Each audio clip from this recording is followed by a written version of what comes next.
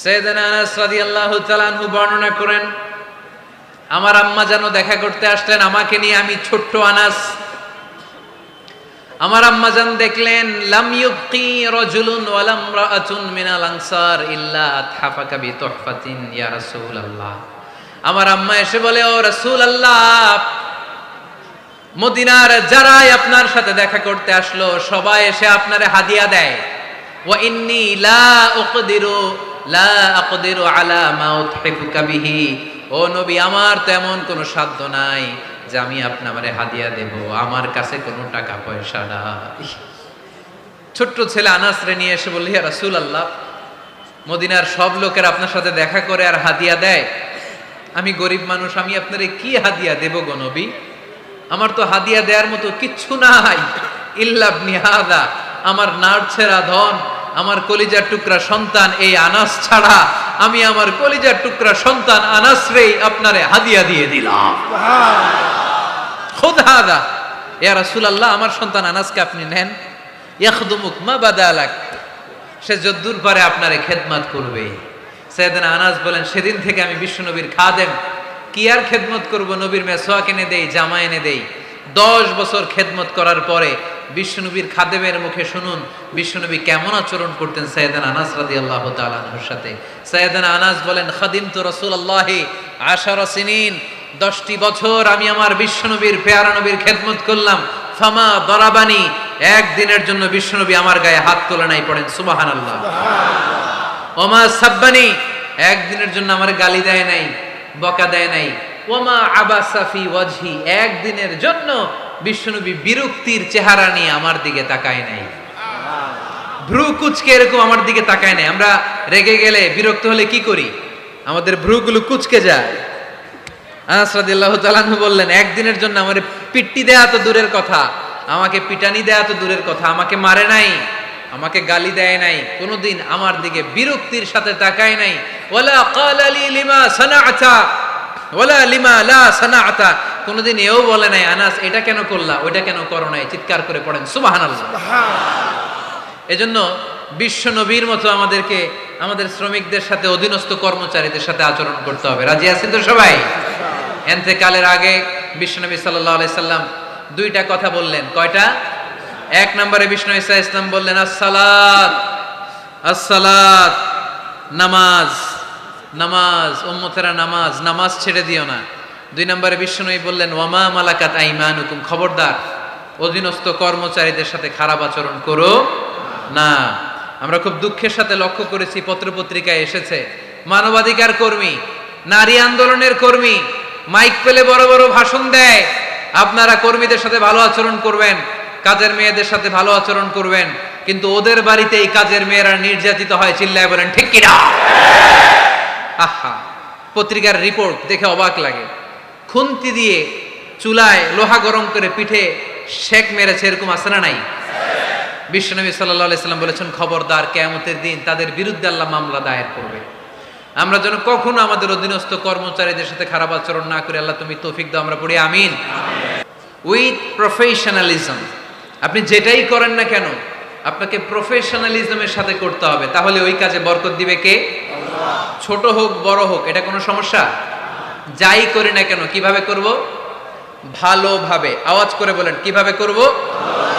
যে কোনো কাজ করো না ভাই, যে কোনো কাজ করো, তা যেন হয় সবার চেয়ে সবচেয়ে সুন্দর। যে কোনো কাজ করো না ভাই, যে কোনো কাজ করো, তা যেন হয় সবার চেয়ে সবচেয়ে সুন্দর। হোক না সেটা পড়া লেখা, রঙের ভাষায় ছবি আঁকা, হোক না সেটা পড়া লেখা, রঙের ভাষায় ছবি আঁকা, হোক না সেটা সামান্য কাজ কিংবা মহত্তর, তা যেন হয় সবার চেয়ে সবচেয়ে সুন্দর। যে কোনো কাজ করো না ভাই, যে কোনো কাজ করো, তা যেন হয় সবার চেয়ে সবচেয়ে সুন্দর। চিৎকার করে বলতে হবে ঠিক কিনা? যাই করি না কেন সেটা যেন সবচেয়ে সুন্দর হয়। You have to make the best out of you, you have to try your level best. তোমার সাধ্যের যতটুকু আছে তার সবটুকু করতে হবে, বাকি বরকত তার কল্যাণ আমাদেরকে দান করবে কে? বিষ্ণু ঈসা ইসলাম কখনো অলসতাকে উৎসাহিত করেন নাই, ভিক্ষাবৃত্তিকে উৎসাহিত করেন নাই, তিনি পরিশ্রমকে অ্যাপ্রিসিয়েট করেছেন। এক সাহাবী রাদিয়াল্লাহু তাআলা আনহু এসে বললেন, ইয়া রাসূলুল্লাহ, আমাকে কিছু দান করেন, আ'তিনি শাইআন। বিষ্ণু বললেন, তুমি ভিক্ষা করো, তোমার ঘরে কিছু নাই? সাহাবী বললেন, লা ইয়া রাসূলুল্লাহ, কিছু নাই। বিষ্ণু ঈসা ইসলাম আবার প্রশ্ন করলেন, কিছুই নাই? সে বলল, হ্যাঁ আছে। কি আছে? একটা জামা আছে, জামা, আর আছে একটা পানি খাওয়ার জগ। দুইটা জিনিস আছে, একটা কি আর একটা পানি খাওয়ার জগ। বিষ্ণু বললেন, দুইটা নিয়ে আস। সাহাবী রাদিয়াল্লাহু তাআলা আনহু জামার জগ নিয়ে এসে বিষ্ণু ঈসা ইসলামের হাতে দিলেন। বিষ্ণুনবী জামার জগটা ধরে বললেন, মাইয়াশতারি হাযাইন, কে আছো আমার সাহাবীদের মধ্যে এই দুইটা জিনিস কিনতে চাও? এক সাহাবী দাঁড়িয়ে বললেন, ইয়া রাসূলুল্লাহ, ইয়া হাবিবাল্লাহ, আনা আশতারিহিমা বিদিরহাম।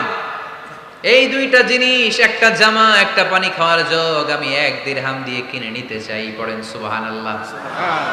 বিশ্বনবী বললেন, 1 দিরহাম তো কম হয়ে যায়, 1 দিরহামের চেয়ে বেশি দিয়ে কেনার মতো যদি কেউ থাকে একটু হাত তোলো।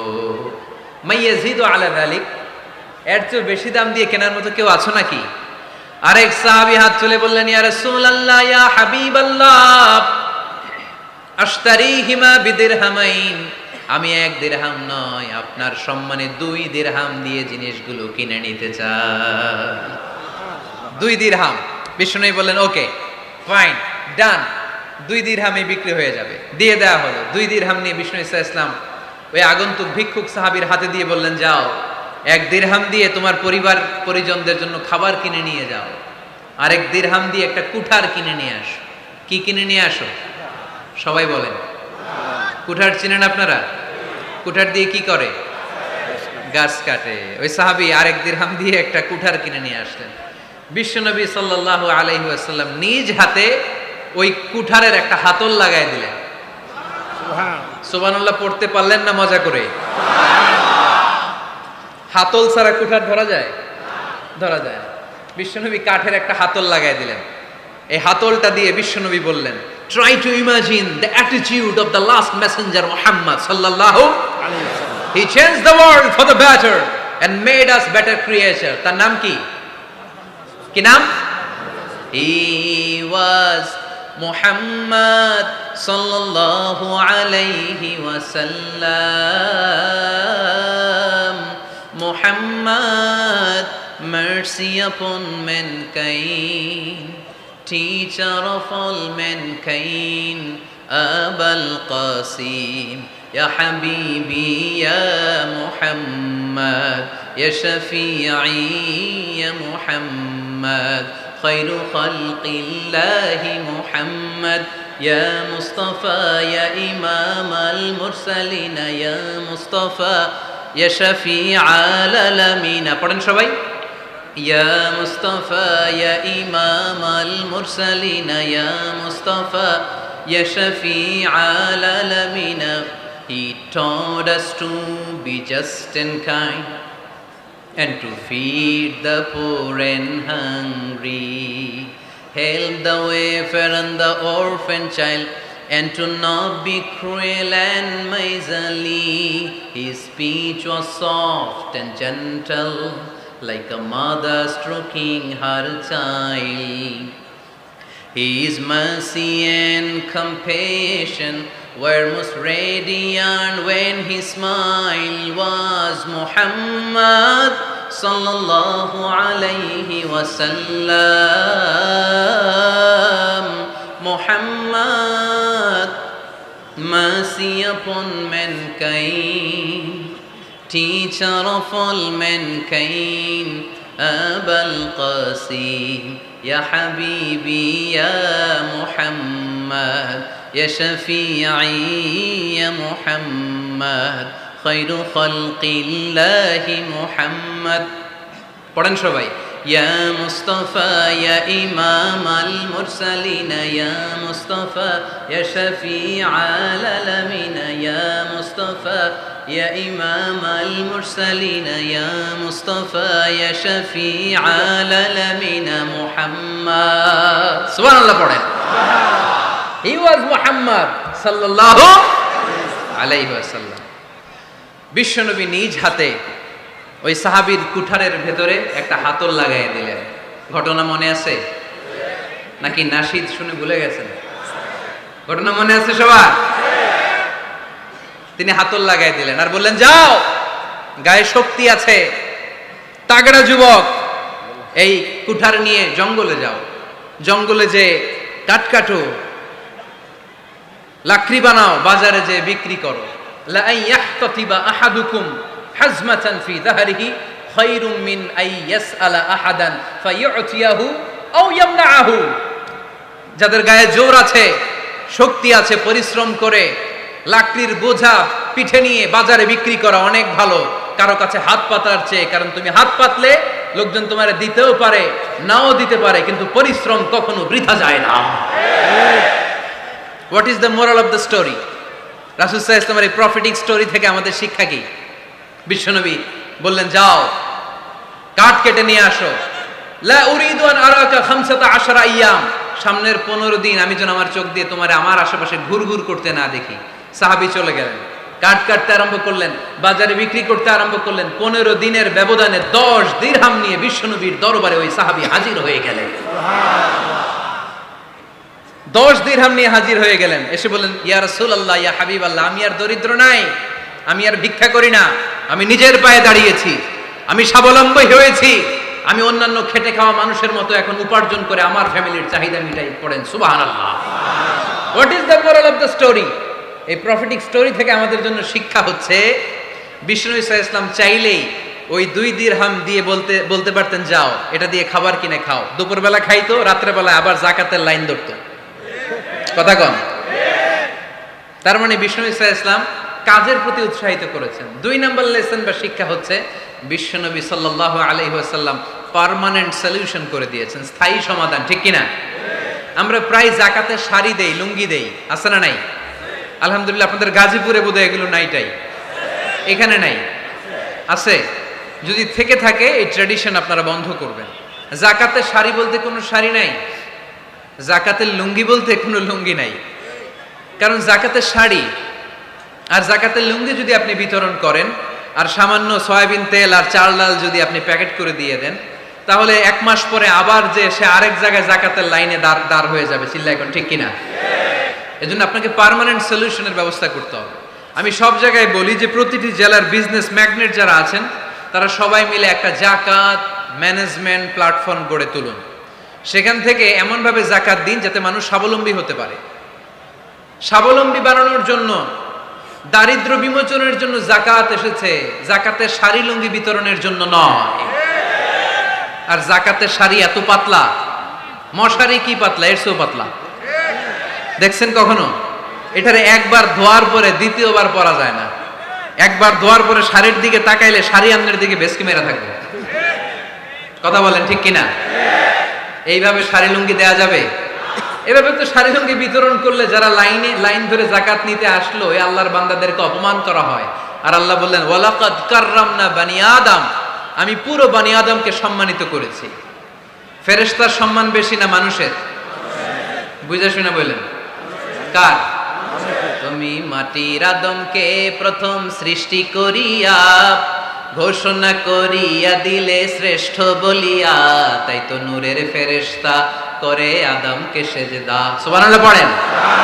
তাই তো নূরের ফেরেশতা করে আদমকে সেজদা, সবার চেয়ে সম্মান দিলে মাটির আদমকে। পড়েন, আল্লাহু আল্লাহু তুমি জাল্লে জালালুহু, শেষ করা তো যায় না গে তোমার গুণগান। আল্লাহু আল্লাহু, সুবহানাল্লাহ পড়েন। আহা, মানুষের মর্যাদা সবচাইতে বেশি। এজন্য জাকাত যারা নিতে আসে তাদেরকে অপমান করা যাবে না। এর কারণ, জাকাত দিয়ে আপনি কোনো করুণা করেননি, বরং ওরা জাকাত নিয়ে আপনাকে এই ফরজ ইবাদত করার সুযোগ করে দিয়ে আপনার প্রতি করুণা করে গিয়েছে। আওয়াজ করে বলেন, ঠিক কি না? অনেকে মনে করে আমি জাকাত দেই, আমি মনে দয়া করছি, আমি মনে হয় করুণা করছি। আচ্ছা, যারা গরিব ওরা যদি জাকাত না নেয়, ওর সমস্যা আছে? নিমু না জাকাত। কিন্তু আমি যদি বলি দিমু না, আমার খবর আছে না নাই? আমার জন্য দেয়া ফরজ, ওর জন্য নেয়া ফরজ না। তাই আমি দিয়ে করুণা করিনি, ও আমার কাছ থেকে যাকাত নিয়ে জাহান্নামের আগুন থেকে আমাকে বাঁচিয়ে ও আমাকে দয়া দেখিয়েছে। তাকবীর, আল কোরআনের আলো, আল হাদিসের আলো। এজন্য যাকাত দারিদ্র বিমোচনের জন্য। কিভাবে যাকাত দিবেন? আপনি যাকাতের টাকা দিয়ে খেয়াল করবেন, একটু ক্রস চেক করে নিতে হবে, ডবল চেক করে নিতে হবে। যেই ফ্যামিলিতে যাকাত দিবেন কর্মক্ষম উপার্জনের মতো করতে পারে এরকম ছেলে আছে কিনা, থাকলে ওর একটা অটো রিকশা কিনে দেন, সিএনজি কিনে দেন, ওই সিএনজি চালিয়ে ওর ফ্যামিলিটা দিব্যি চলে যাবে, ঠিক কিনা? ওর একটা অস্ট্রেলিয়ান গাভী কিনে দেন, ওই গাভীর দুধ বিক্রি করে ফ্যামিলিটা স্বাবলম্বী হয়ে যাবে, ঠিক কিনা?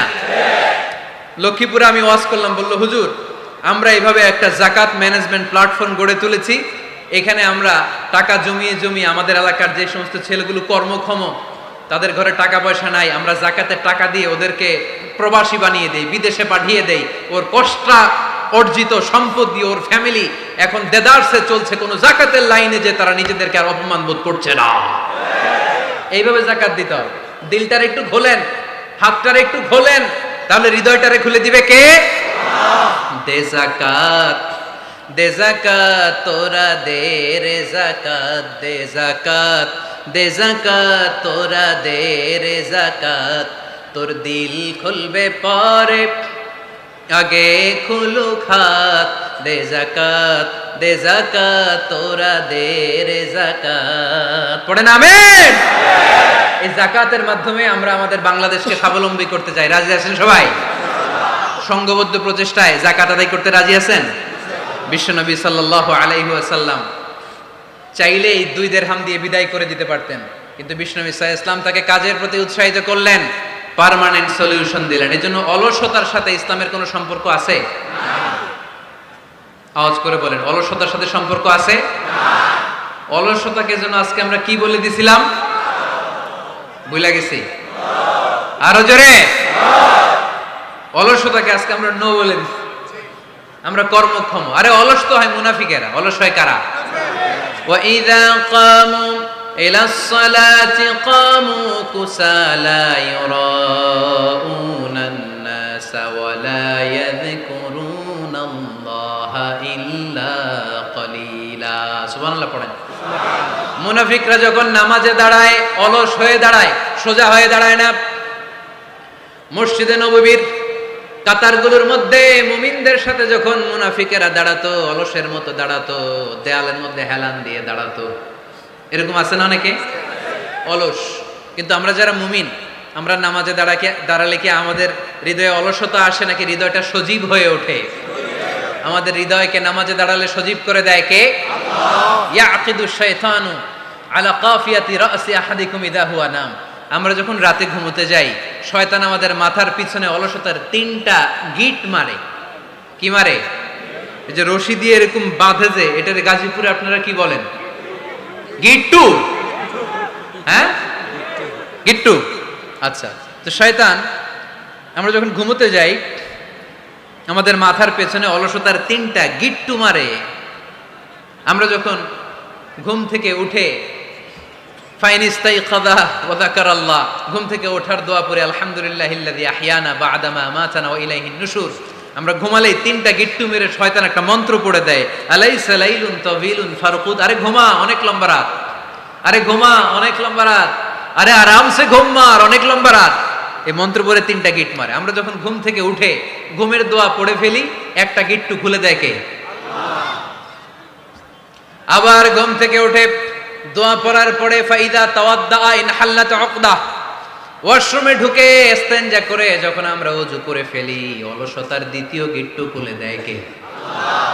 ফাইন সাল্লাত ইন হাল্লাত উকদা, ওযু করার পরে মুসাল্লা বিছিয়ে যখন নামাজের জন্য দাঁড়িয়ে যায়, অলসতার 3 নাম্বার গিট্টুটাও খুলে দেয় কে? আল্লাহ। ফাসবাহা নাশীতান তাইয়িবান নাফস, he become enthusiastic, he become very active, he become very energetic. Bishnu Islam বললেন তখন সে এনার্জেটিক হয়ে ওঠে, অ্যাক্টিভ হয়ে ওঠে, সজীব হয়ে ওঠে। তাহলে সালাত আমাদেরকে অলস বানায় না, সালাতে আমরা সজীব হই। সালাতে অলস হয় যারা মুনাফিক, তারা চিল্লায় বলেন ঠিক কি না? এজন্য বিষ্ণু বললেন কাজে লজ্জা নাই, আমি কাজ করে খাই। মা বাসাল্লাহু নাবিয়ান ইল্লা রাআল গানাম। বুখারীর বর্ণনায় বিশ্বনবী বললেন, পৃথিবীর বুকে এমন কোন নবী নাই যেই নবীকে দিয়ে আল্লাহ ছাগল চড়ায় নাই। সুবহানাল্লাহ পড়েন। মা বাসাল্লাহু নাবিয়ান ইল্লা রাআল গানাম, ছাগল চড়ায় নাই এমন কোন নবী পৃথিবীতে আসে। সাহাবারা বললেন, ইয়া রাসূলুল্লাহ, বলেন কি, আপনিও আপনিও আপনিও ছাগল চড়িয়েছেন? বিষ্ণু বললেন, নাম নাম, আমিও। ওয়া ইন্নী কুনতু আরআহা আলা কারারিতি আহলি মক্কা, আমি তো অল্প কিছু পারিশ্রমিকের বিনিময়ে মক্কা শহরের লোকদের ছাগলগুলো চড়িয়ে দিতাম। সুবহানাল্লাহ বলতে অনেক কষ্ট হয়েছে। বিশ্বনবী ছাগল চড়িয়ে খেতেন। কি নবী ছিল আমার! আহা, এত সুন্দর মানুষ, এত পরিচ্ছন্ন মানুষ, ছাগল চড়াতেন। অহংকার করতেন না, বিশ্বনবীর অহংকার ছিল না। সুবহানাল্লাহ পড়েন। শুধু কি বিশ্বনবী, সব নবীকে দিয়ে আল্লাহ ছাগল চড়িয়েছেন। কারণ ছাগল হচ্ছে খুব টেরা একটা প্রাণী, তাই না? ছাগল এত টেরা, ছাগলের গলার রশি ধরে যদি আপনি ডানে টান দেন, এটা কোন দিকে যাবে? বায়ে টান দিলে, সামনে টানলে, পিছনে টানলে পারা যায় কিছু? ভাবলেন সারা সপ্তাহ ব্যস্ত থাকি, আজকে আমার ছুটি, আমিও গোসল করি, এটারও গোসল করাই। রশি ধরে আপনি পুকুরে নামাবেন, এটা ওর বাপের কিরা এমনি দাঁড়াবে, ঠিক কিনা? ওরে টেনে নামানো যায় না। এর কারণ ওর নাম কি? কথা কয় না। এজন্য আমরা বলি, পাগলে কি না কয়, ছাগলে কি না খায়। ও বুঝে না তো, ওর ভালো চাইলে ও বুঝতে চায় না।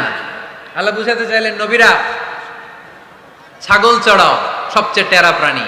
ছাগল চড়ায় তোমাদেরকে ট্রেনিং পিরিয়ড শেষ করছি, কারণ এরপরেও ছাগলের চেয়ে আরেকটা টেরা প্রাণী আছে, মানব জাতি, এদেরকে চড়াইতে হবে। যদিও মানুষ আশরাফুল মাখলুকাত, কিন্তু মানুষের মধ্যে ছাগলের চেয়ে টেরা কিছু আছে না নাই? উলাইকা কাল আনআম বাল হুম আদাল, এরা ছাগল নয়, এগুলো ছাগলের চেয়েও নিকৃষ্ট। চিল্লায় বলেন ঠিক কিনা?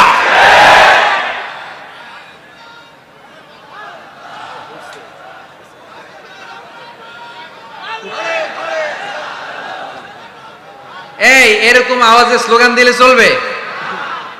আওয়াজ করে একজন স্লোগান দাও তো, কোরআনের স্লোগান দাও একজন, আওয়াজ করে।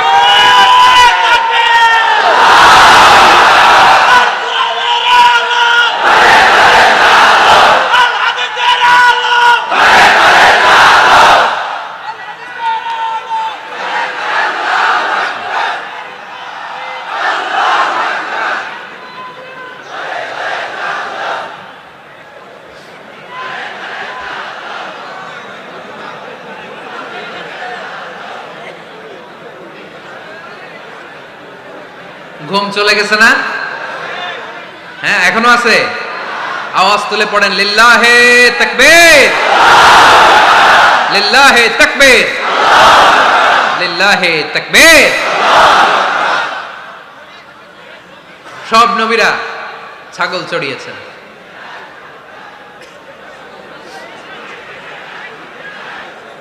মাশাআল্লাহ, মাশাআল্লাহ, আল্লাহ কবুল করুক।